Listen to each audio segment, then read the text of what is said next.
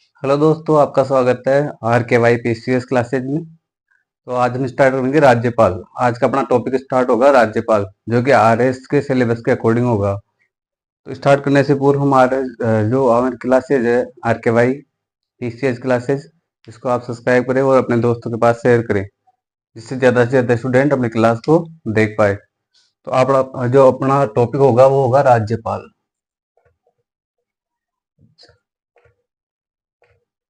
राज्यपाल, हाँ। टॉपिक को हम इस प्रकार पढ़ेंगे, जो कि आरएस का जो भी क्वेश्चन आए इस टॉपिक से, राज्यपाल टॉपिक से, तो हम उसको आसानी से उत्तर दे सकें। आप अपने नोट्स भी बना सकते हो साथ के साथ। इतना डीपली पढ़ेंगे कि आपको दोबारा कहीं से पढ़ने की जरूरत नहीं है। हाँ, अपने नोट्स बना लो ताकि दोबारा आप रिवीजन करो तो वीडियो देखने की जरूरत नहीं पड़े। तो अपना जो नोट्स बनाते जाए साथ के साथ, मैं हर एक आर्टिकल के बारे में डिटेल से बताऊंगा और साथ के साथ लिखता जाऊंगा। तो आप भी अपनी कॉपी में साथ के साथ नोट डाउन करते जाएं। तो अपना जो राज्यपाल का टॉपिक है, उसमें हम राज्यपाल की नियुक्ति कैसे होती है, राज्यपाल का कार्यकाल क्या है, राज्यपाल की योग्यता क्या है, राज्यपाल की कार्यपालिका शक्ति क्या है, राज्यपाल की विधायी शक्ति क्या है, जो भी राज्यपाल का मैटर है उसको कंप्लीट एक ही बार में अध्ययन करेंगे। अभी वीडियो चाहे लंबा हो सकता है, लेकिन आपको एक बार इस वीडियो से पढ़ने के बाद, नोट्स बनाने के बाद, किसी कहीं और जाने की जरूरत ही नहीं है।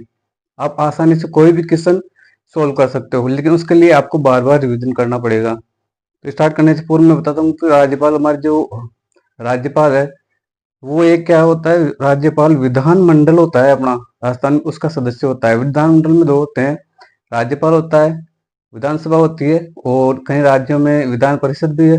तो तीनों अंग विधानमंडल के होते हैं। राज्यपाल का कहाँ उल्लेख किया गया है, कौन से आर्टिकल में किया गया है, क्या क्या राज्यपाल के बारे में बताया गया है, उन सब की हम डिटेल से चर्चा करेंगे। तो स्टार्ट करेंगे हम राज्यपाल।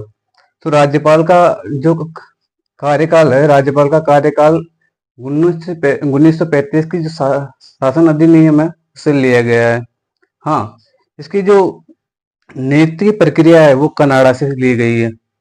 यानी राज्यपाल पद तो हमारे 1935 शासन अधिनियम से लिया गया है, लेकिन इसकी जो प्रक्रिया है नियुक्ति की, वो कनाडा से ली गई है।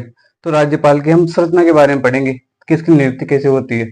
तो साथ ही साथ मैं नोट डाउन करता जाऊंगा, आप भी अपने नोट्स बनाते जाए और साथ के साथ लिखता जाए। तो स्टार्ट करिए राज्यपाल। तो राज्यपाल की पद की संरचना, पद की संरचना, राज्यपाल की पद की संरचना। तो इसके बारे में अनुच्छेद 53 में बताया गया है, 153 में, सॉरी, अनुच्छेद 53 नहीं, अनुच्छेद 153। तो आर्टिकल, अनुच्छेद 153, इसके अनुसार राज्यपाल के बारे में बताया गया है। इसमें प्रावधान किया गया है कि प्रत्येक राज्य में एक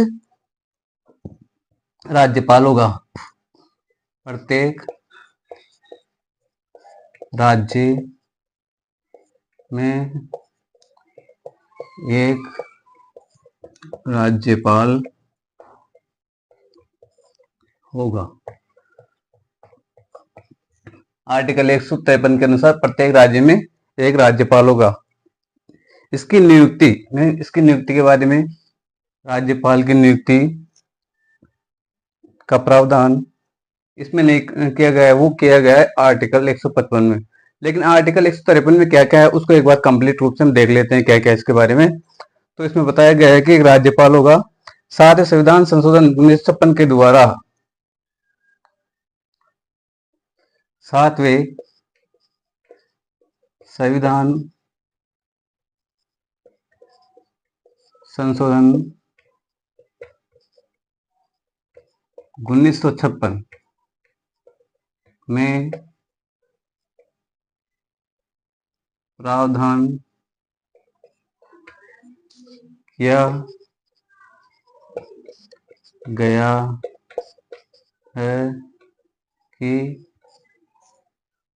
सातवें संविधान संशोधन 1956 के द्वारा प्रावधान किया गया है कि एक ही राज्य में, एक ही राज्य एक ही राज्य के राज्यपाल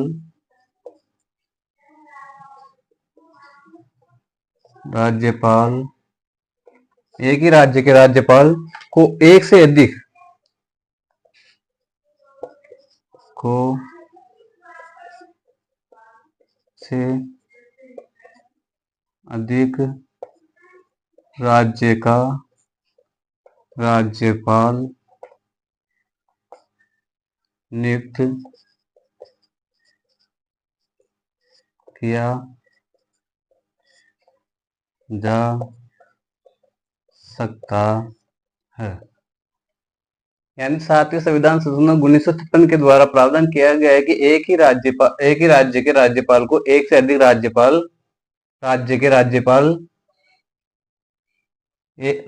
को एक से अधिक राज्य के राज्यपाल के रूप में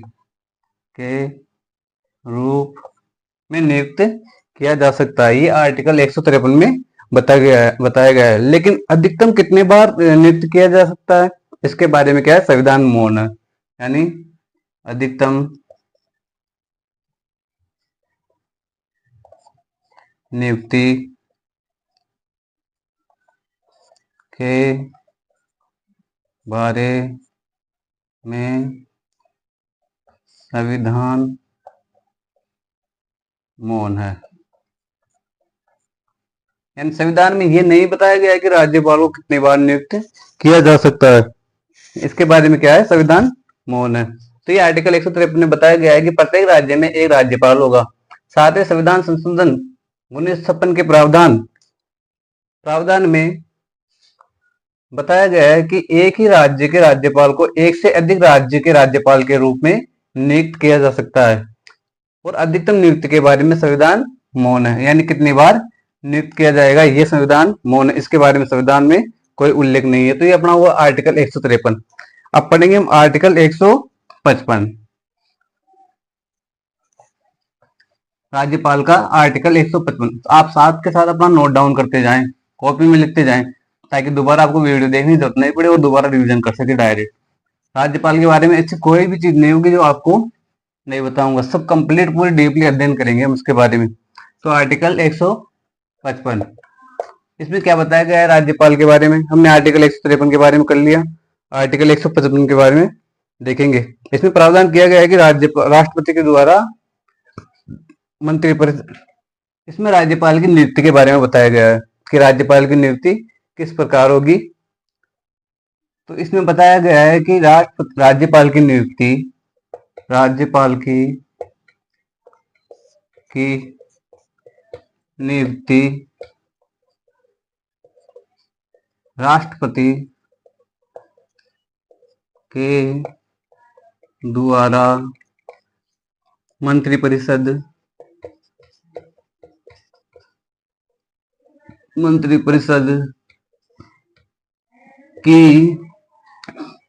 मंत्रिपरिषद की सिफारिश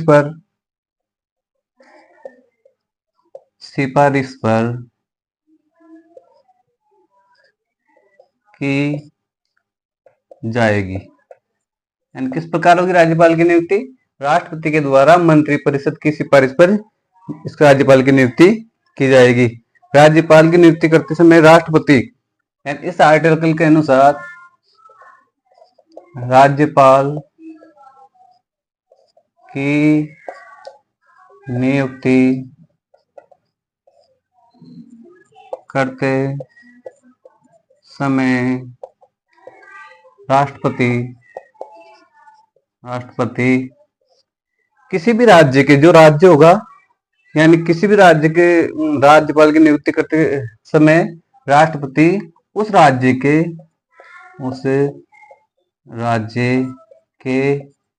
मुख्यमंत्री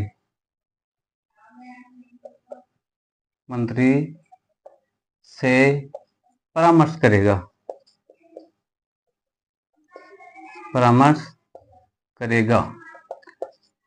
लेकिन परामर्श करेगा ये कोई बाध्य नहीं है राष्ट्रपति के लिए। हाँ, कर सकता है। इसका एक कारण हो सकता है कि राष्ट्रपति दो राज्यों के बीच में जो सुधारात्मक को, यानी राष्ट्रपति परामर्श करेगा। संविधान जो इसमें जो संविधान में बताया, यह नहीं है कि राष्ट्रपति मुख्यमंत्री राज्य के मुख्यमंत्री से परामर्श करे ही सही, यानी बाध्य नहीं है। लेकिन ये हो सकता है कि राज्य के बीच जो केंद्र और राज्य के बीच में जो संबंध है उसमें सुधार लाने के रूप से राष्ट्रपति मुख्यमंत्री से परामर्श ले सकता है, लेकिन बाध्य नहीं है। ये बाध्य नहीं है कि मुख्यमंत्री से परामर्श करे ही सही। केंद्र और राज्य के बीच में जो संबंध उनको सुधार के तरीके से एक परामर्श कर सकता है। और इसका जो उल्लेख बताया गया है, यानी ये कि राष्ट्रपति मुख्यमंत्री से परामर्श करेगा, इसके बारे में किसकी सिफारिश थी? इसके बारे में 1983 में सहकारिता आयोग ने सिफारिश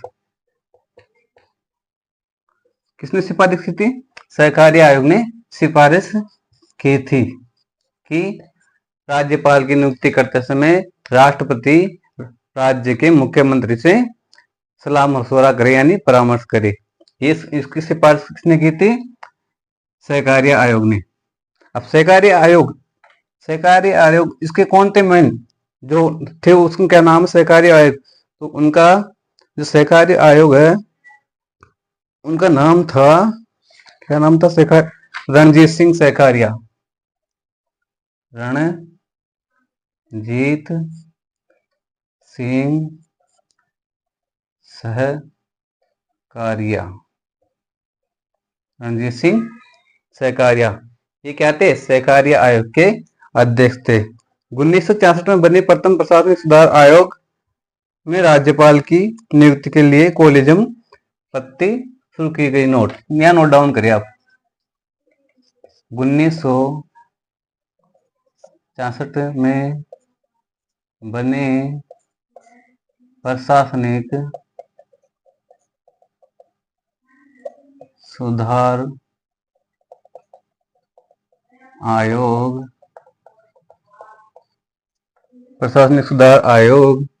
में राज्यपाल की नियुक्ति के लिए कोलेजियम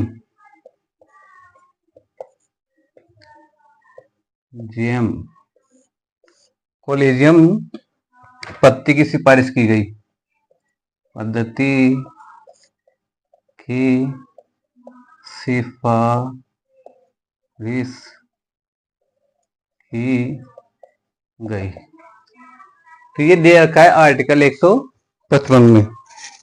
आर्टिकल 155 में क्या दे रखा है? राज्यपाल की नियुक्ति। क्या दे रखा है? राज्यपाल की नियुक्ति के बारे में। इसमें बता रखा है कि राज्यपाल की नियुक्ति राष्ट्रपति के द्वारा मंत्रिपरिषद की सिफारिश पर की जाएगी। राज्यपाल की नियुक्ति करते समय राष्ट्रपति उस राज्य के मुख्यमंत्री से परामर्श करेगा। ये कोई बाध्य नहीं है कि राष्ट्रपति मुख्यमंत्री से परामर्श करे से। लेकिन जो 1983 का जो सहकारी आयोग था उसकी सिफारिश थी कि प्रत्येक राज्य के मुख्यमंत्री से राज्यपाल की नियुक्ति करते समय राष्ट्रपति परामर्श करे।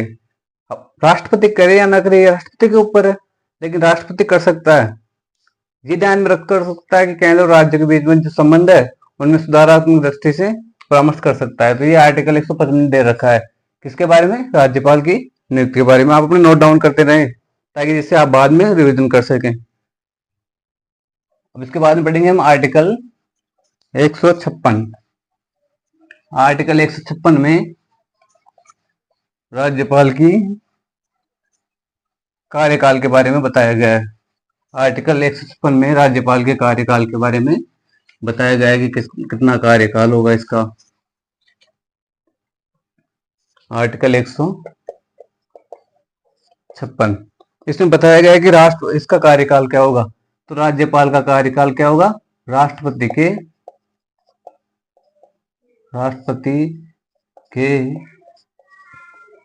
प्रसाद पर्यंत। क्या राज्यपाल का कार्यकाल होगा? राष्ट्रपति के प्रसाद पर्यंत। यानी जब तक राष्ट्रपति चाहेगा या राष्ट्रपति की नियुक्ति रहेगी तब तक राज्यपाल का कार्यकाल यथावत रहेगा। तो राष्ट्रपति के प्रसाद में इसका कार्यकाल रहेगा। इसके बारे में आगे बताया गया है कि पदग्रहण की तिथि से पदग्रहण की तिथि पदग्रहण की तिथि से सामान्यतः 5 वर्ष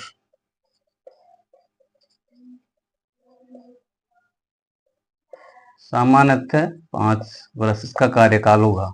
किसका काल होगा? राज्यपाल का कार्यकाल होगा। पदग्रहण की तिथि से सामान्यतः 5 वर्ष, ये दूसरा इसका कार्यकाल होगा। इन दोनों बातों में से किसको ज्यादा महत्व दिया गया है? तो सबसे ज्यादा महत्व दिया गया है राष्ट्रपति के प्रसाद पर्यंत। राज्यपाल का कार्यकाल क्या होगा? राष्ट्रपति के प्रसाद पर्यंत।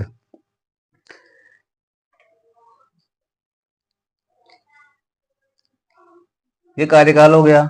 लेकिन एक नोट लगाकर लिखिए, नोट, संविधान में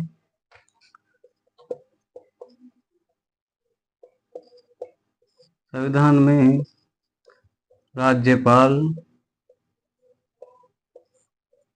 को हटाने के बारे में कोई प्रावधान नहीं है। संविधान इस बारे में मौन है कि राज्यपाल को किस प्रकार हटाया जाए, इसके हटाने के बारे में संविधान में कोई प्रावधान नहीं है। यह हुआ राज्यपाल का कार्यकाल।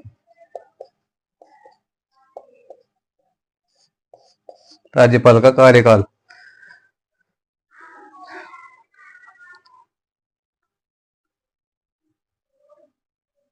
कोई प्रावधान नहीं है। तो ये आर्टिकल 156 हुआ। इसमें दे रखा है कि राष्ट्रपति का जो राज्यपाल का कार्यकाल होगा वो राष्ट्रपति के प्रसाद पर्यंत होगा, और दूसरा नंबर पर इसका पदग्रहण की तिथि से सामान्य 5 वर्ष होगा। लेकिन सबसे ज्यादा महत्व किसको दिया गया है? राष्ट्रपति के प्रसाद पर्यंत। और इस बारे में बताया गया है कि राज्यपाल को हटाने की क्या प्रक्रिया है, इसके बारे में बताया गया है कि संविधान में इसका कोई प्रावधान नहीं है। यह हो गया अपना आर्टिकल 156।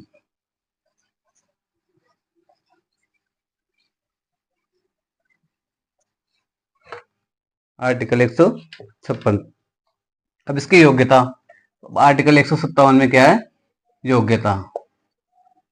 आर्टिकल 157 में क्या है? इसकी योग्यता।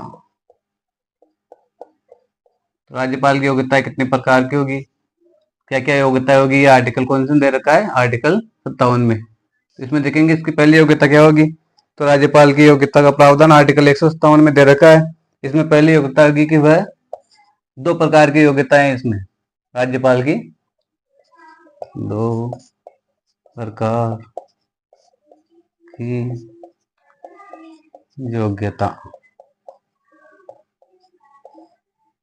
के बारे में बताया गया है। तो पहली कौन सी होगी?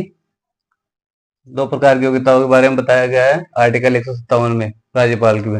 तो इसकी पहली योग्यता होगी कि वह भारत का नागरिक हो, वह भारत का नागरिक हो। दूसरी योग्यता होगी कि वह किसी लाभ के दूसरी योग्यता होगी कि उसकी न्यूनतम आयु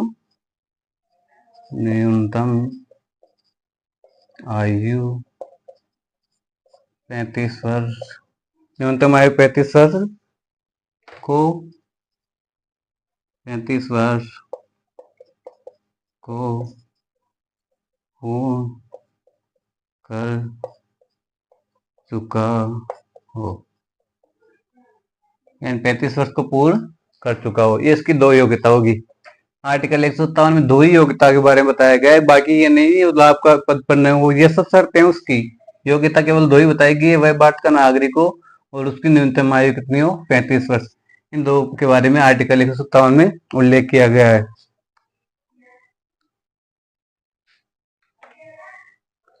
और इन्हीं को लेकर आर्टिकल 157 नोट लगा के लिखिए। अनुच्छेद 157 को कोर्ट में चुनौती दी जा चुकी है। तो आर्टिकल 157 में क्या दे रखा है? इसकी योग्यता, राज्यपाल की योग्यता के बारे में बताया गया है। इसमें दो प्रकार की योग्यताओं के बारे में बताया गया है। पहली योग्यता होगी वह भारत का नागरिक हो, दूसरी योग्यता उसकी न्यूनतम आयु 35 वर्ष को पूर्ण कर चुका हो, और इसी आर्टिकल को कोर्ट में चुनौती दी जा चुकी है। इसके बाद पढ़ेंगे हम आर्टिकल 158। आर्टिकल 158 में क्या है? शर्तें। मैंने बताया ना, आर्टिकल 157 में दो योग्यता है और बाकी लाभ के पद पर न और ऐसा सब, ये सब क्या है? शर्तें हैं इसकी। तो अब शर्तें बताई गई है आर्टिकल 158 में। अब वो क्या क्या शर्तें हैं ये हम पढ़ेंगे। आप साथ के साथ नोट्स बनाते रहें अपने, ताकि उसमें फिर बाद में रिवीजन करने में कोई समस्या नहीं हो। इसमें क्या आएगी? शर्तें।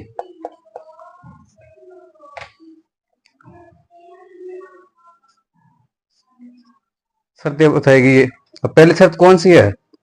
यानी इसमें बताई गई है कि विधानमंडल का सदस्य रहते हुए कोई नागरिक राज्यपाल नहीं बन सकता।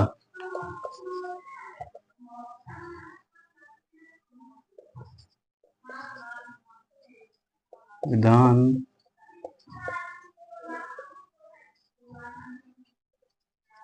का सदस्य रहते हुए कोई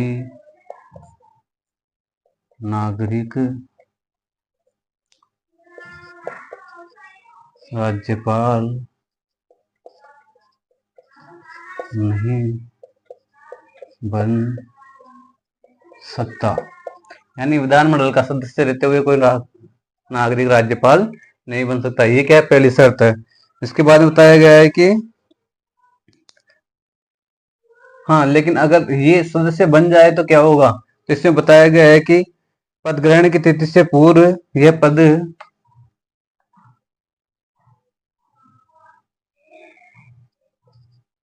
ग्रहण की तिथि से पूर्व यह पद स्वतः ही समाप्त या रिक्त हो जाएगा, समाप्त हो जाएगा। यानी विधानमंडल का सदस्य रहते हुए कोई नागरिक राज्यपाल नहीं बन सकता। अगर वो बनता है तो जो विधानमंडल में विधानसभा और विधान परिषद होती है, इन दोनों का सदस्य नहीं होना चाहिए राज्यपाल। अगर वो उन दोनों का सदस्य है और इधर राज्यपाल बनता है तो ये पद क्या होगा? यानी जो पद ग्रहण होता है राज्यपाल का, उसकी तिथि से वह पद स्वतः ही रिक्त हो जाएगा। दूसरी योग्यता है इसकी राज्यपाल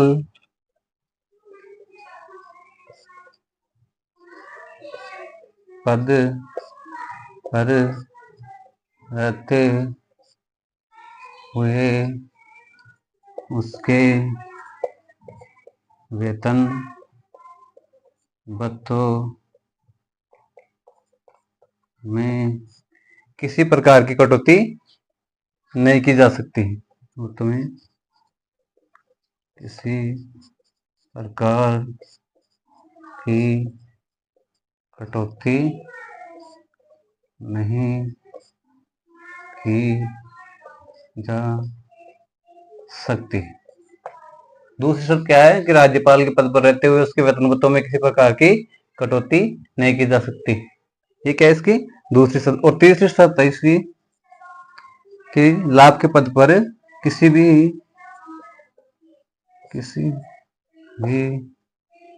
लाभ के पद पर नहीं हो।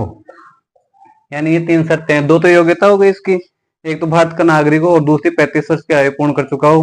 वो आर्टिकल 157 में और आर्टिकल 158 में है। इसकी तीन शर्तें हैं। पहली शर्त है विधानमंडल का सदस्य रहते हुए कोई भी नागरिक राज्यपाल नहीं बन सकता। अगर वो है है तो उसके पद ग्रहण की तिथि से पूर्व ही वो पद स्वतः ही रिक्त हो जाएगा। दूसरी शर्त है राज्यपाल के पद पर रहते हुए उसके वेतनोत्तम में किसी प्रकार की कटौती नहीं की जा सकती। और तीसरी शर्त है कि किसी भी लाभ के पद पर नहीं होना चाहिए, इसके बारे में बताया गया है। अब लाभ का पद क्या है? लाभ का पद, तो लाभ के पद के अंदर कौन कौन आते हैं और कौन कौन नहीं आते? तो लाभ के पद के अंदर अंतर्गत राष्ट्रपति, यानी कौन से पद नहीं होते? जैसे हो सकता है कि किसी जगह वो मंत्री हो और किसी जगह वो राज्यपाल बन जाए, तो ये कोई लाभ का पद नहीं है। राष्ट्रपति, उपराष्ट्रपति, राज्यपाल और मंत्री ये लाभ के पद से बाहर है। यानी राष्ट्रपति, राष्ट्रपति, उपराष्ट्रपति, राज्यपाल, मंत्री, ये क्या है? लाभ के पद से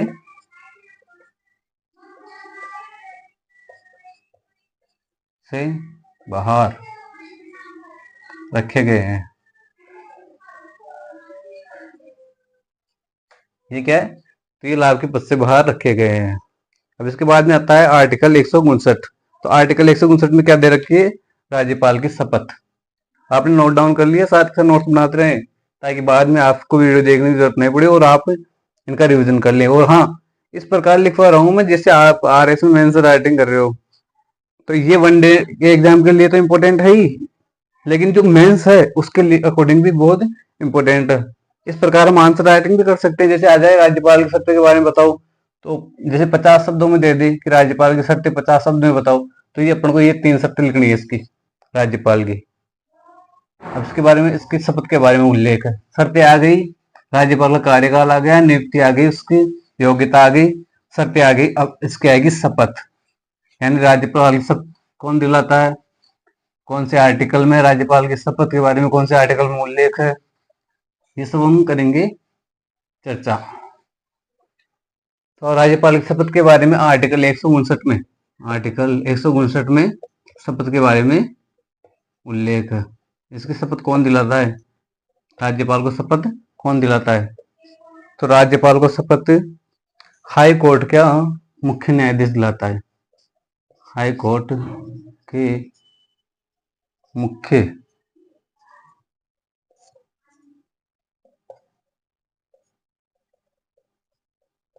हाई कोर्ट के मुख्य न्यायाधीश द्वारा शपथ दिलाई जाती है। ये राज्यपाल की हाई कोर्ट के मुख्य न्यायाधीश द्वारा राज्यपाल को क्या दिलाई जाती है? शपथ दिलाई जाती है। इसके बाद राज्यपाल किसकी शपथ लेता है? तो राज्यपाल शपथ लेता है संविधान की रक्षा,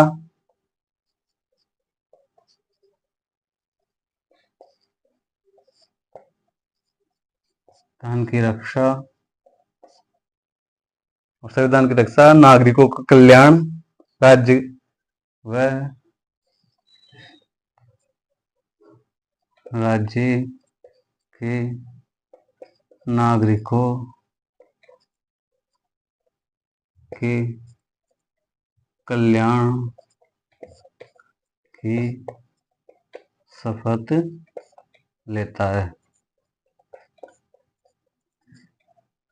किसकी शपथ लेता है? संविधान की रक्षा की और राज्य के नागरिकों के कल्याण की शपथ लेता है। शपथ का उल्लेख कौन से आर्टिकल में? आर्टिकल 159 में।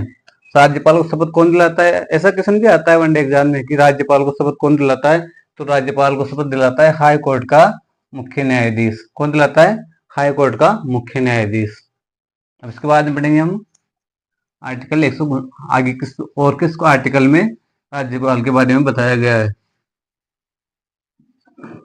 तो हमने राज्यपाल की नियुक्ति पढ़ ली, कार्यकाल पढ़ लिया, योग्यताएं पढ़ ली और शर्तें पढ़ ली और शपथ पढ़ लिया। अब आगे राज्यपाल के बारे में और देखते हैं क्या क्या है। हम देखेंगे राज्यपाल के, राज्यपाल राज्यपाल कौन कौन से आयोगों को सुझाव देता है। इन राज्यपाल के अंडर में कौन कौन से आयोग आते हैं? तो सन 1969 में बने राजमन्नार आयोग के सन, ये तो हमारे आर्टिकल हो गए, राज्यपाल की नियुक्ति हो गई।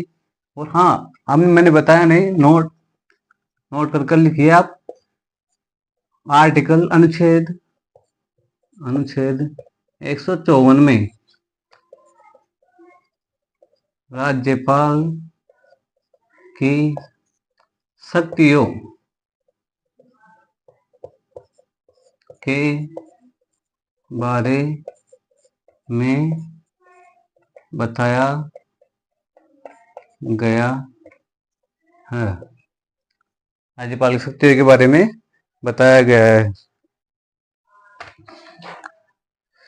अब आर्टिकल 154 में राज्यपाल की कौन कौन सी शक्तियां होगी उसके बारे में पढ़ते हैं हम।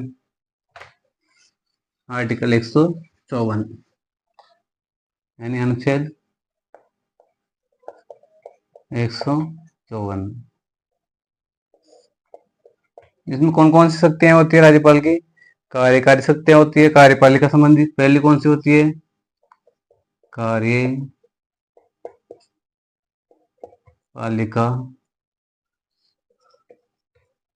संबंधी संबंधी संबंधी शक्तियां। दूसरी होगी व्यवस्थापिका संबंधी शक्तियां।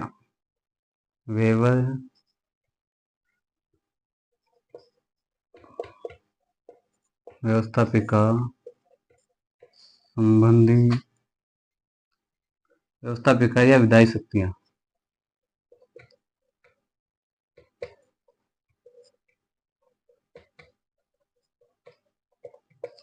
और तीसरी कौन सी होगी इसकी, वित्तीय शक्तियां। वित्तीय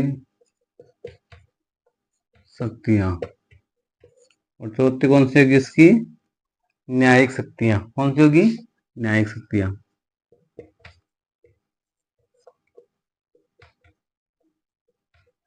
तो ये चार प्रकार की शक्तियां हैं राज्यपाल की। कौन कौन सी, आर्टिकल 154 के अनुसार कौन कौन सी है। एक तो कार्यपालिक संबंधी शक्तियां, व्यवस्थापिका या विधायी शक्तियां, वित्तीय शक्तियां और न्यायिक शक्तियां। इनके बारे में आर्टिकल 54 में बताया गया है। तो मैंने बताया आर्टिकल 53 में इसके क्या है, नियुक्ति के बारे में बताया गया है। आर्टिकल 55 में क्या बताया गया है, इसके कार्यकाल के बारे में बताया गया है। आर्टिकल 55 में क्या बताया गया है, इसकी नियुक्ति के बारे में बताया गया है। और आर्टिकल 156 में कार्यकाल के बारे में बताया गया है। आर्टिकल 57 में बताया गया है इसकी योग्यता के बारे में बताया गया है। आर्टिकल 158 में शर्तों के बारे में बताया गया है। आर्टिकल 159 में शपथ के बारे में बताया गया है। और आर्टिकल 159 में शपथ के बारे में बताया गया है। और आर्टिकल 54 में क्या बताया गया है, कार्यपालिका संबंधी शक्तियां यानी शक्तियों के बारे में बताया गया है। शक्तियों के बारे में हम इसकी जो शक्तियां हैं, जैसे कार्यपालिका संबंधी शक्तियां, विधायी शक्तियां और वित्तीय शक्तियां और न्यायिक शक्तियां, ये जो भी शक्तियां हैं उनको हम एक एक करके देखेंगे। यानी जैसे कार्यपालिका संबंधी शक्तियां कौन कौन सी है, क्या क्या है उसमें, क्या क्या बताया गया है उसके बारे में। उसके बाद में इसकी जो व्यवस्थापिका संबंधी शक्तियां हैं, विधायी शक्तियां, उनके बारे में क्या क्या उल्लेख किया गया है। वित्तीय शक्तियों के बारे में क्या क्या बताया गया है। और न्याय शक्तियां क्या क्या है इनकी। तो एक एक करके हम इनको देखेंगे। तो सबसे पहले कौन सी होगी हमारी, कार्यपालिका संबंधी शक्तियां।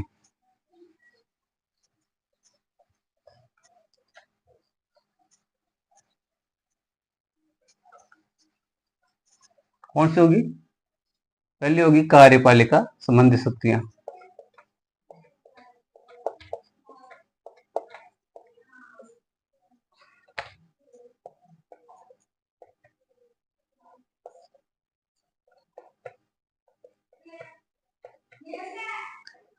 कार्यपालिका संबंधी शक्तियां, इनके बारे में हम अध्ययन करेंगे, इनके बारे में जानेंगे कि क्या है। तो कार्यपालिका संबंधी जो शक्तियां है उसमें आर्टिकल 154 के तहत राज्य की संपूर्ण कार्यपालिका संबंधी शक्तियां राज्यपाल में नियुक्त होगी। यानी अनुच्छेद 154 के तहत सभी कार्यपालिका शक्तियां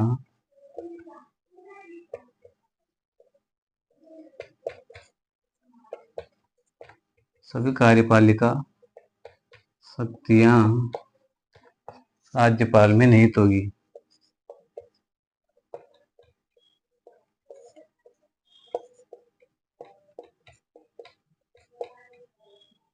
निहित होगी। यानी जो आर्टिकल 154 कहता है सभी जो कार्यपालिका शक्तियां होगी वो किसमें निहित होगी? राज्यपाल में निहित होगी।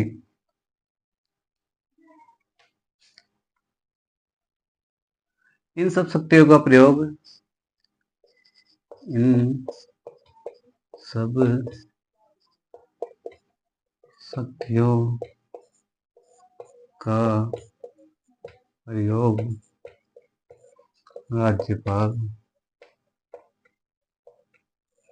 राज्यपाल स्वयं या अपने अधीनस्थों के माध्यम से कर सकता है।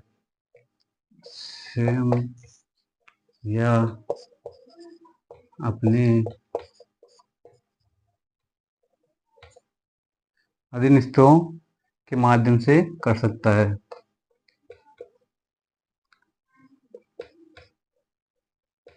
तो के माध्यम से कर सकता है। यानी राज्यपाल इन शक्तियों का प्रयोग या तो स्वयं कर सकता है और अपने ये आदि से उनके नीचे जो कार्य कर रहे हैं, जो भी उनके जो अधीनस्थ नीचे के जो कार्य करने वाले हैं, जैसे इसका सचिव होगा, कुछ भी होगा, मतलब जो अधीनस्थ होते हैं उनके माध्यम से शक्तियों का प्रयोग कर सकता है राज्यपाल। इसके बारे में देखते हैं कि आर्टिकल 164 में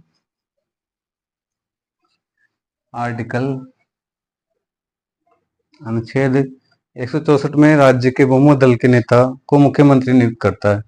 आर्टिकल यानी कार्यपालिका शक्ति कौन सी होगी? तो आर्टिकल अनुच्छेद 164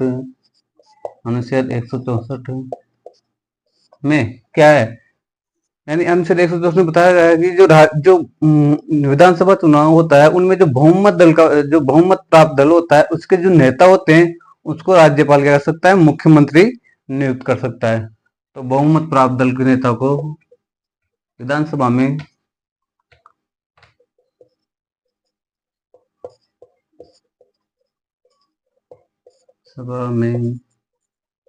बहुमत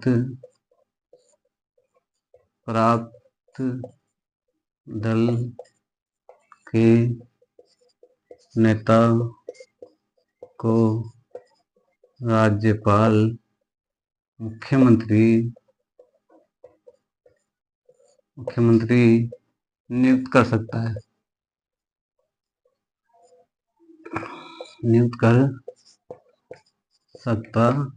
है। यानी ये आर्टिकल कौन से में बताया गया है? अनुच्छेद 164 में। कौन से में? अनुच्छेद 164 में बताया गया है। अनुच्छेद 164 में बताया गया है कि विधानसभा में जो बहुमत प्राप्त दल का नेता होता है उसको बहुमत प्राप्त दल के नेता को मुख्यमंत्री नियुक्त कर सकता है। जैसे नियुक्त कर सकता है। और इसमें बताया गया है कि मुख्यमंत्री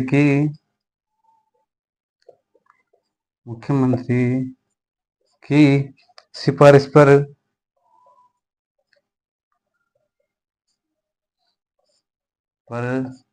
अन्य मंत्रियों की नियुक्ति करता है। यानी एक तो विधानसभा में बहुमत प्राप्त दल के नेता को मुख्यमंत्री नियुक्त कर सकता है और मुख्यमंत्री की सिफारिश पर ही अन्य मंत्रियों की नियुक्ति करता है। कौन करता है? राज्यपाल करता है। इसके बाद में जो बताया गया है एक आर्टिकल 164 में बताया गया है कि राज्यपाल अनिवार्य रूप से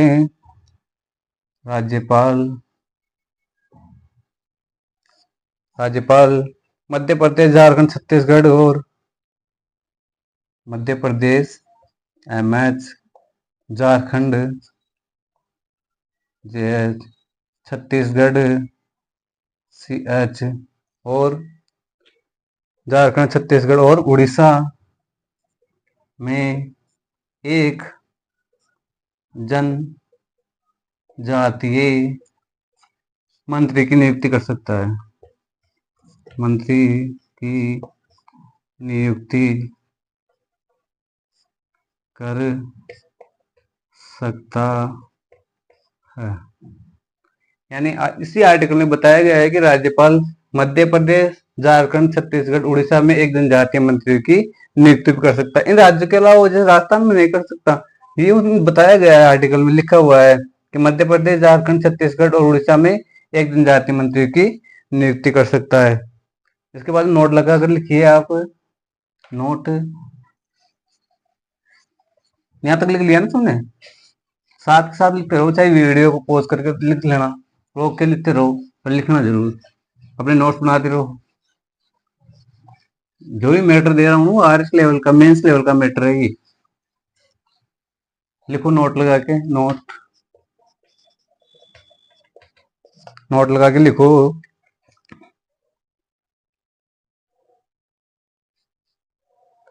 लिखो भारत में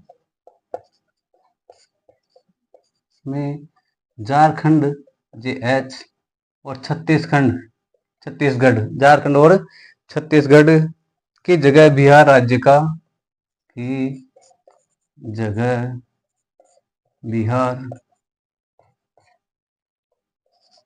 राज्य का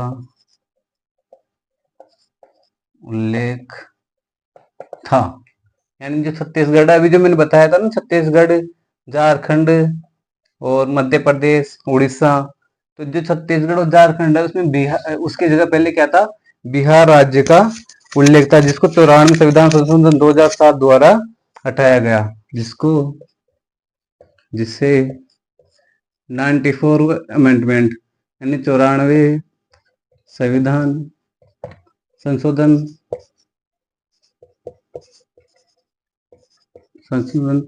2007 के द्वारा हटाया गया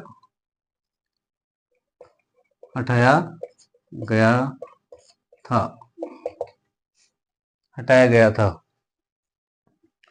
आ गया? अब इसके बाद में ये आपने नोट डाउन कर लिया। चलो आगे चलते हैं, देखते हैं आगे बाद में किस राज्यपाल के बारे में, कार्यपालिका जो सत्ता है उसके बारे में क्या क्या बताया गया है। अब इसमें बताया गया है कि नोट 91 संविधान संशोधन 2003 द्वारा अनुच्छेद 164(1) में राज्यपाल अन्य मंत्रियों की नियुक्ति करते हैं। इस बात को ध्यान में रखेगा कि अधिकतम विधानसभा मंत्री की सदस्य संख्या। हाँ, अब ये है कि जो राज्यपाल है ये जो मुख्यमंत्री के सलाह पर मंत्रियों की नियुक्ति करता है, लेकिन ये तो है ना, मुख्यमंत्री तो बता देगा कि साठ हमारे 150 मंत्री हो गए, तो ये थोड़ी है कि 150 मंत्री हो जाएंगे। लेकिन जो 94 यानी 91 संविधान संशोधन के द्वारा जो अमेंडमेंट हुआ 2003 में, उसमें बताया गया है कि राज्यपाल जो विधानसभा के जो सदस्य हैं उनमें से 15% सदस्यों को ही मंत्री नियुक्त कर सकता है। तो इसमें बताया गया है कि 91 संविधान संशोधन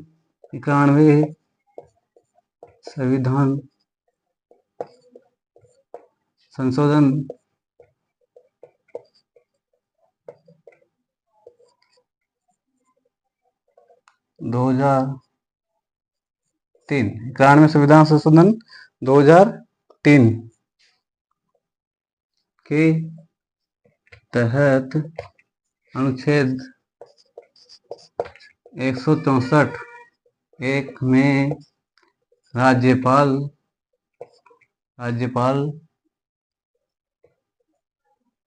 15% सदस्यों को ही मंत्री नियुक्त कर सकता है। यानी 91 संविधान संशोधन द्वारा 2003 में बताया गया कि आर्टिकल 164(1) में राज्यपाल 15% जो विधानसभा के सदस्य हैं उनमें से 15% सदस्यों को क्या कर सकता है, मंत्री नियुक्त कर सकता है, इससे ज्यादा नहीं कर सकता। राज्य में स्थिति सरकार में दलीय कुलपति होता है। राज्यपाल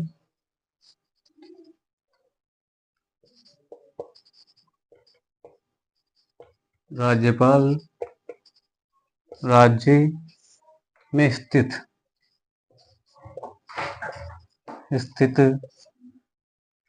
सरकारी विश्वविद्यालय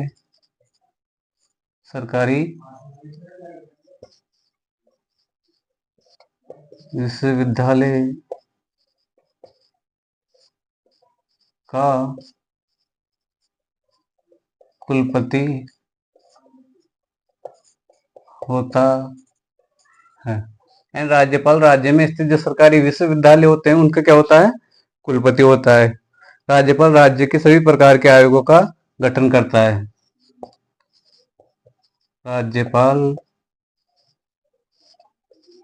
राज्य के सभी प्रकार के आयोगों का गठन करता है। एंड राज्यपाल होता है वो सभी प्रकार के क्या करता है? आयोगों का गठन करता है। साथ ही राज्यपाल सरकारी विश्वविद्यालय का क्या होता है? कुलपति होता है। राज्यपाल होने के नाते कौन कौन से आयोगों के अध्यक्ष के रूप में कार्य करता है? तो कौन कौन से आयोग होते हैं राज्यपाल के? नोट डाउन कर लिए, आगे देखते हैं। तो राज्यपाल कौन कौन से आयोग होते हैं उनके अध्यक्ष के रूप में कार्य करता है, तो उन आयोगों के बारे में देखेंगे कौन कौन से आयोग है वो। तो पहला जो आयोग है कौन सा आयोग है? Red cross society. यानी जो आयोग है इनके अध्यक्ष राज्यपाल अध्यक्ष होता है। मैं लिख देता हूं मैं, राज्यपाल अध्यक्ष होता है। अब किस किस का अध्यक्ष होता है राज्यपाल? तो पहला होता है रेड क्रॉस सोसाइटी का अध्यक्ष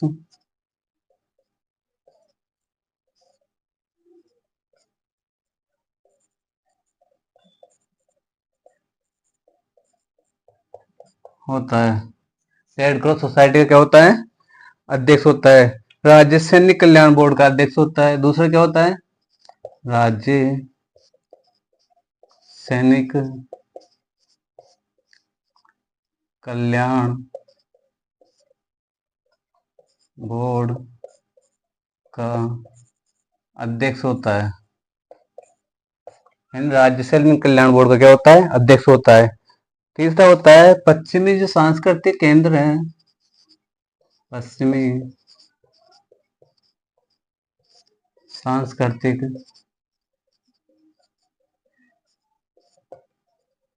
केंद्र, यानी जो पश्चिमी सांस्कृतिक केंद्र होते हैं तो उनका जो अध्यक्ष होता है वो राज्यपाल होता है। तो हमारे राजस्थान में कहाँ है पश्चिमी क्षेत्र? ये क्षेत्र आएगा पश्चिमी क्षेत्र सांस्कृतिक केंद्र। तो हमारे राजस्थान में कहाँ है ये होगा हमारे राजस्थान में उदयपुर में। कहाँ है? उदयपुर में। तो इसका अध्यक्ष कौन होता है? राज्यपाल होता है। चौथा होगा राजस्थान स्काउट गाइड का क्या होता है? संरक्षण होता है। राज्यपाल स्काउट गाइड का संरक्षण होता है। तो राज्य स्काउट गाइड का संरक्षक होता है।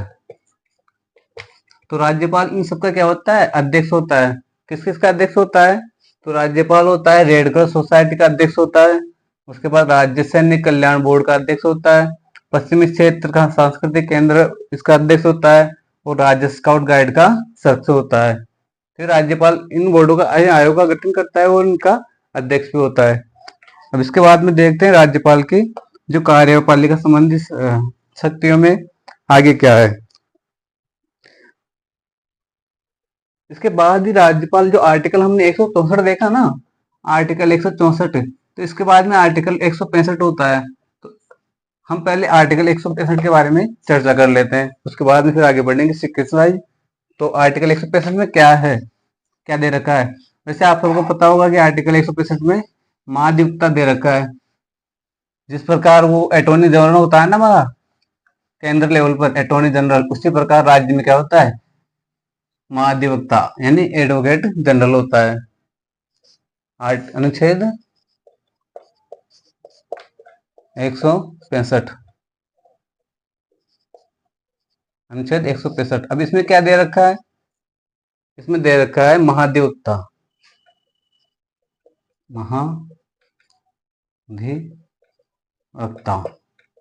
यानी आर्टिकल 165 में क्या है? महाधिवक्ता, एडवोकेट जनरल।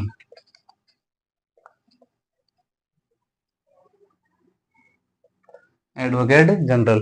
अब इस एडवोकेट जनरल की नियुक्ति कौन करता है? इसका क्या क्या कार्य है? इसके बारे में अध्ययन करेंगे हम। इसकी नियुक्ति कौन करता है? इसकी नियुक्ति करता है राज्यपाल। तो आर्टिकल 165 में दे रखा है महाधिवक्ता, तो इसकी नियुक्ति कौन करता है? इसकी नियुक्ति राज्यपाल करता है। राज्यपाल द्वारा इसकी नियुक्ति की जाती है। इसकी योग्यता क्या है? इसकी योग्यता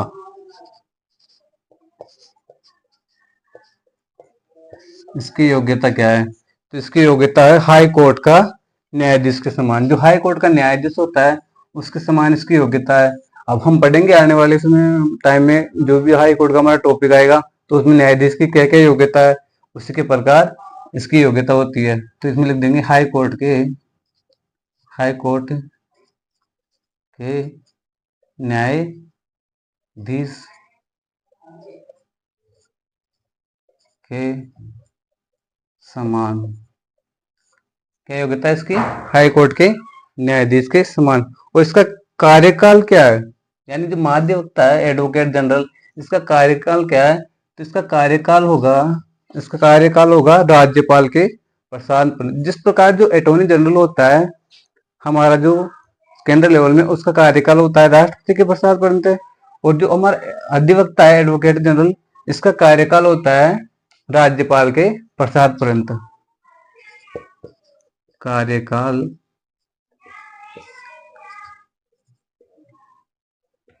राज्यपाल के प्रसाद पर्यंत। क्या कार्यकाल इसका?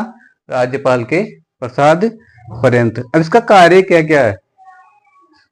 यानी इसकी नियुक्ति हो गई, इसकी योग्यता हो गई, इसका कार्यकाल हो गया। नियुक्ति राज्यपाल करता है और इसकी योग्यता हो गई हाई कोर्ट के न्यायाधीश के समान, और कार्यकाल उसका हो गया इसका राज्यपाल के प्रसाद पर्यंत। अब इसका कार्य क्या है? तो उसका कार्य देखेंगे हम, क्या क्या कार्य है इसके।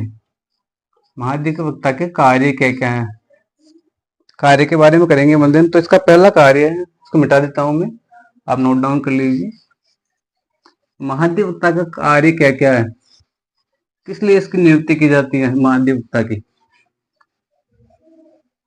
यानी यह लिख देता हूं महाधिवक्ता 165, आर्टिकल 165 में महाधिवक्ता।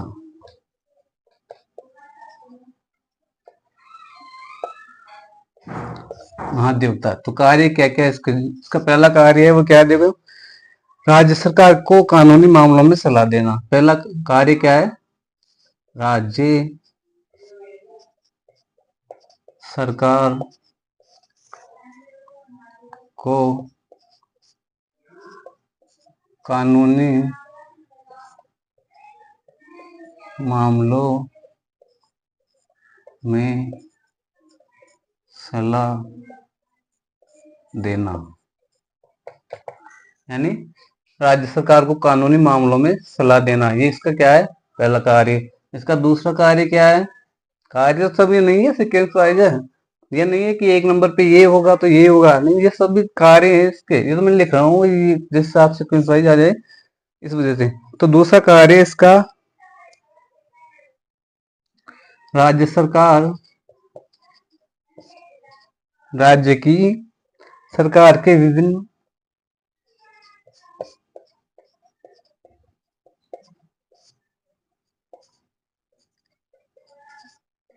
राज्य की सरकार के विभिन्न न्यायालयों में पक्ष पेश करना।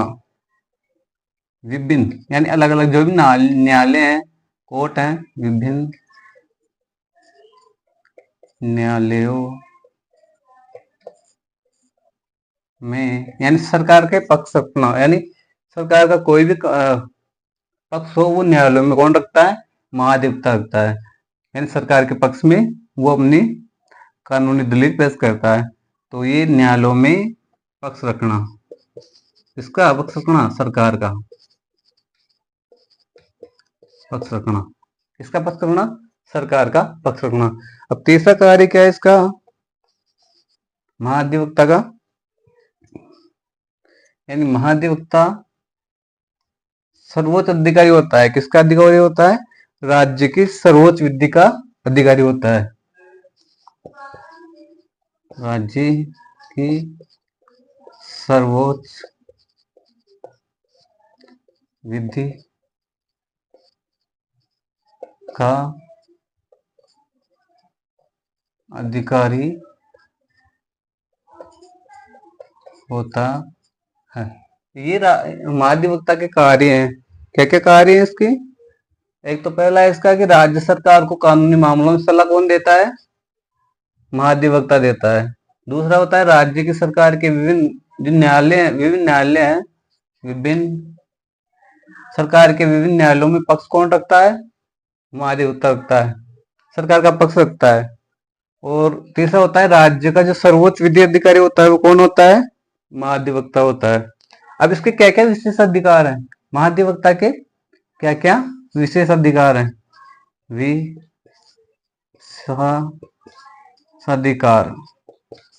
क्या क्या विशेषाधिकार है इसके? इसके महाधिवक्ता के, उसके बारे में जानते हैं। देखिए आर्टिकल 177 के तहत, यानी ये अनुच्छेद 177 के तहत, आर्टिकल 177 के तहत विधानमंडल के दोनों सदनों में भाग ले सकता है, यानी विधानमंडल के दोनों सदनों की बैठकों में भाग ले सकता है। विधान मंडल की दोनों सदनों की बैठकों में भाग ले सकता है। दोनों सदनों की बैठकों में भाग ले सकता है। यानी विधानमंडल के दोनों सदनों की बैठकों में भाग तो ले सकता है, लेकिन हाँ इसमें भी मत नहीं दे सकता, यानी इसको मत का अधिकार नहीं है। किसको? महाधिवक्ता को। विधानसभा की गठित समितियों में बैठकों में भाग ले सकता है, लेकिन मत नहीं दे सकता, लेकिन मत का अधिकार नहीं है, लेकिन इसको मत देने का अधिकार नहीं है। मत देने का अधिकार नहीं है। यानी इसके क्या विशेष अधिकार है अधिवक्ता के? कि आर्टिकल 177 के अनुसार, 77 के अनुसार ही विधानसभा की दोनों सदनों की बैठकों में भाग तो ले सकता है, लेकिन ये मत देने का अधिकार प्राप्त नहीं करता। यानी इसको मत देने का अधिकार नहीं है। भाग लेने का अधिकार है बैठकों में, लेकिन मत देने का अधिकार नहीं है। अब दूसरा इसका क्या है विशेष अधिकार? मैं मिटा देता हूँ, आप कॉपी में नोट डाउन कर लिए, साथ के साथ आप कॉपी में नोट्स बनाते जाएं ताकि बाद में आपको कोई दिक्कत नहीं हो।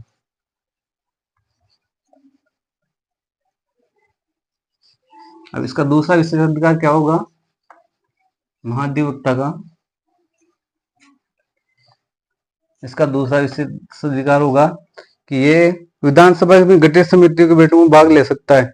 महाधिवक्ता के वेतन भत्तों का निर्धारण राज्यपाल द्वारा किया जाता है। यानी इसके वेतन भत्तों का निर्धारण किसके द्वारा किया जाता है? राज्यपाल के द्वारा। यानी इसके वेतन भत्तों का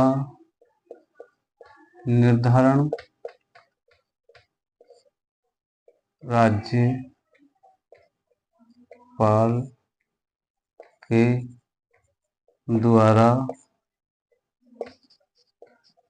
किया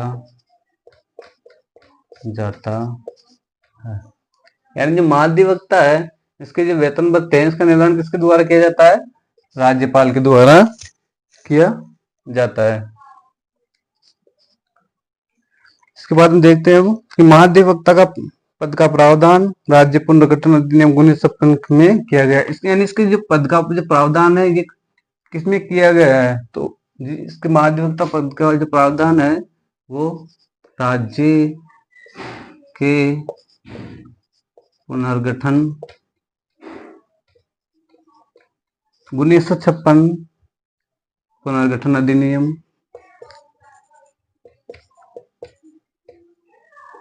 1956 में किया गया है। यानी किसमें किया गया इसका प्रावधान? राज्य के पुनर्गठन अधिनियम 1956 में महाधिवक्ता का गठन का प्रावधान किया गया है। महाधिवक्ता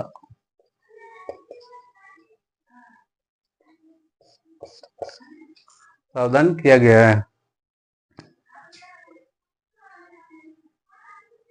तो ये हुआ महाधिवक्ता।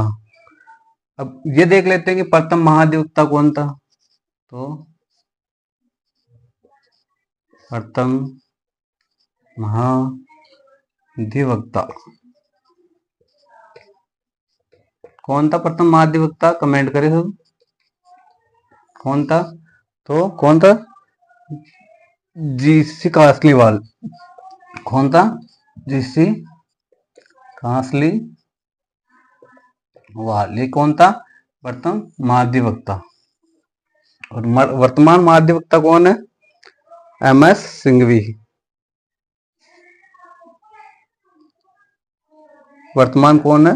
एमएस सिंघवी। लेकिन ये थे 2023 से पहले। अभी वर्तमान में कौन है? तो अभी वर्तमान में आरएस अग्रवाल। कौन है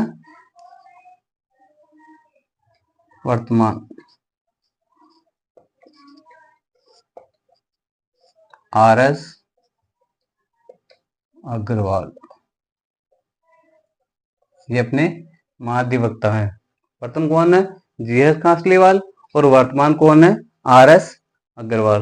तो ये अपने महाधिवक्ता का टॉपिक कंप्लीट हुआ। तो आर्टिकल 165 में जो पूरी जानकारी दे रखी है, ये कौन दे, किसके बारे में दे रखी है? महाधिवक्ता के बारे में। किसके बारे में? महाधिवक्ता के बारे में, यानी एडवोकेट जनरल के बारे में आर्टिकल 165 में कंप्लीट जानकारी दे रखी है। तो अब ऐसा कोई क्वेश्चन नहीं आना चाहिए। मैंने इसकी नियुक्ति के बारे में बता दिया, इसके कार्यकाल के बारे में बता दिया, इसके कार्य क्या है उसके बारे में बता दिया, इसकी योग्यता क्या है उसके बारे में बता दिया मैंने, इसके विशेष अधिकार क्या है उसके बारे में बता दिया मैंने। तो अब इससे संबंधित कोई भी क्वेश्चन आए ना, तो अब आप आराम से कर सकते हो। जैसे आ जाए कि राज्यपाल के जो प्रथम महाधिवक्ता कौन है, ये आ जाए। जैसे आर्टिकल 165 में किसके बारे में दे रखा है, ये आ जाए। वर्तमान महाधिवक्ता ये कौन है, ये आ जाए। यानी किसी भी प्रकार का क्वेश्चन बन सकता है महाधिवक्ता से। इसलिए तो कह रहा हूँ कि आप जो अपनी कॉपी में नोट्स बनाते जाएं ताकि आप रिविजन कर सको बाद में। और मैं इतना डीपली पढ़ा रहा हूँ, इतना लेवल लेके चल रहा हूँ कि शायद ही कोई क्वेश्चन बाहर जाए इससे। बिल्कुल जाने की संभावना नहीं है। अब हमने कार्यपालिका शक्ति पढ़ ली राज्यपाल की। अब हम पढ़ेंगे इसकी व्यवस्थापिका और वित्तीय शक्तियां। क्या पढ़ेंगे? व्यवस्थापिका और वित्तीय शक्तियां के बारे में पढ़ेंगे। वो हम पढ़ेंगे नेक्स्ट क्लास में। अभी के लिए इतना ही। और हाँ, हम डेली इसी वक्त टाइम 3 बजे क्लास लेंगे। जो भी टॉपिक होगा हम राजस्थान पॉलिटी को कंप्लीट करेंगे।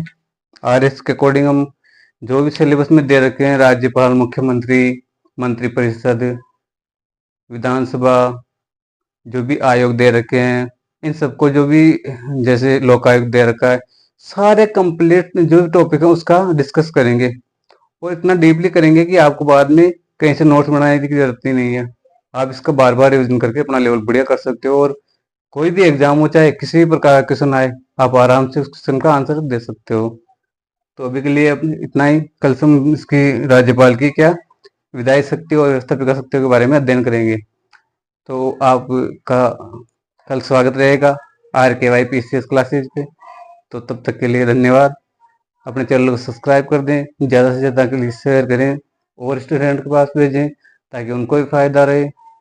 उनको भी पढ़ने के लिए कुछ टॉपिक मिले, अपने भी स्टूडेंट जुड़े, तो चलते हैं। आपका बहुत बहुत धन्यवाद, आपने इतना टाइम मेरे साथ दिया और राज्यपाल वाले टॉपिक के बारे में डिस्कस किया। इसके बाद हम जो अपना कल की जो क्लास होगी 3 बजे से, वो व्यवस्था पे कर जो राज्यपाल की व्यवस्था पे कर सकते हैं, वित्तीय शक्तियाँ या विधायी शक्तियाँ, उनके बारे में हम कल डिस्कस करेंगे। धन्यवाद।